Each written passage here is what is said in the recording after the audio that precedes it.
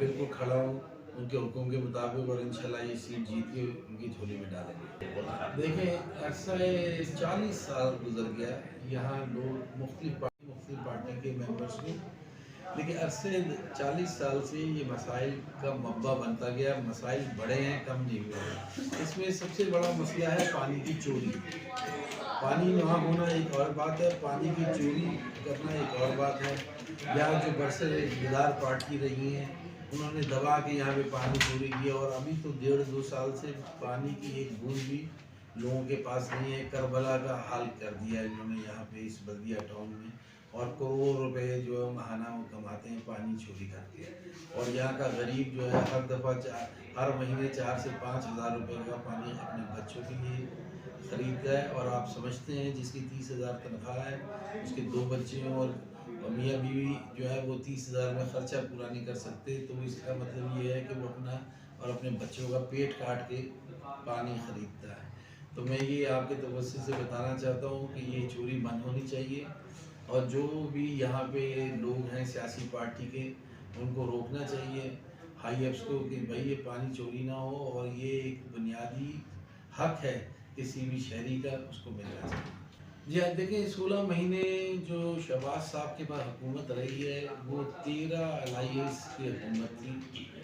मुस्तकिल ब्लैकमेल होते रहे हैं, लेकिन उनके सामने टारगेट था कि मुल्क को डिफ़ॉल्ट होने से बचाना है। तो शुक्र अल्हम्दुलिल्लाह पाकिस्तान डिफ़ॉल्ट होने से बच गया, वरना इसका भी सोमालिया और श्रीलंका जैसा हाल हो जाता। मेरी अभी पिछले दिनों उनसे बात हुई थी तो उन्होंने मुझे बताया कि ये 16-17 महीने जो है मैंने कांटों पे गुजारे हैं। मुझे इतनी ज़्यादा रुकावटें इन लोगों ने डाली हैं कि मैं सिर्फ एक ही सिमत में लग गया कि मैं इसको डिफ़ॉल्ट करने से बचाऊँ। तो शुक्र है उन्होंने अपना टारगेट पूरा किया, और इस दफ़ा वो आएंगे तो इंशाल्लाह। हालांकि इस हालात में भी बल्दिया के लिए उन्होंने हमें फ़ंड दिए, लेकिन बदकिस्मती से जबकि हिसाब के फ़ंड हैं वो इलेक्शन कमीशन ने एक ही लेटर लिख के सबके काम रुकवा दिए। तो हम तो रुक गए, लेकिन यहाँ जो अभी बरसदार पार्टी थी वो चोरी छुपे दबा के काम कर रही है। मैं उनसे ये पूछता हूँ कि 5 साल और 15 साल कहाँ थे? आज गटर के ढकने और पानी की सीवरेज की लाइनें याद आ गई हैं। ये हमेशा मुख्तलिफ पार्टियाँ आती हैं इलेक्शन के दिनों में, और उस हफ्ते में 10 दिन में छोटे छोटे काम कराती हैं, लोगों को बेवकूफ़ बनाती हैं, और उसके बाद फिर रफू चक्कर हो जाते हैं। फिर इसके फ़ंड कहाँ जाते हैं ये किसी को नहीं मालूम।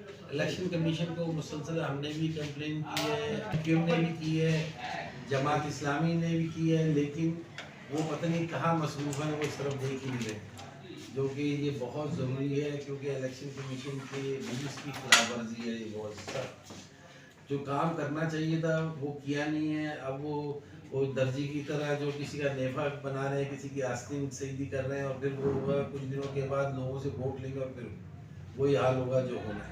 इंशाल्लाह हमने इसका जामा प्लान बनाया हुआ है। शहबाज साहब की नीयत है, मियाँ साहब की नीयत है कि इस हल्के में 50 अरब रुपये खर्च करने हैं। इसकी पानी का मसला, सीवरेज का मसला, रोड का और बिजली का। आप ये देख रहे हैं, अभी आप कुछ देर बाद निकलिएगा तो आगे से ज़्यादा बल्दिया, बल्कि 80% बल्दिया आपको बग़ैर लाइट के नज़र आएगा। पोल तो हैं लेकिन लाइट नहीं है। तो यहाँ वारदातें भी ज़्यादा होती हैं, जराइम पेशा भी लोग ज़्यादा हैं जो छीना झपटी करते हैं। और आपने देखा कुछ अरसे से तो ये है कि ज़रा किसी ने रेजिस्टेंस की और गोली मार दी उसने। तो मैं ये समझता हूँ कि जो पिछली पार्टीज़ यहाँ पे 15 साल से थी वो एडमिनिस्ट्रेटिवली कराची और पूरे सिंध में फेल हो चुकी है। इसको अब ऐसी किसी पार्टी की ज़रूरत है जिसका नस्ब जहन काम हो।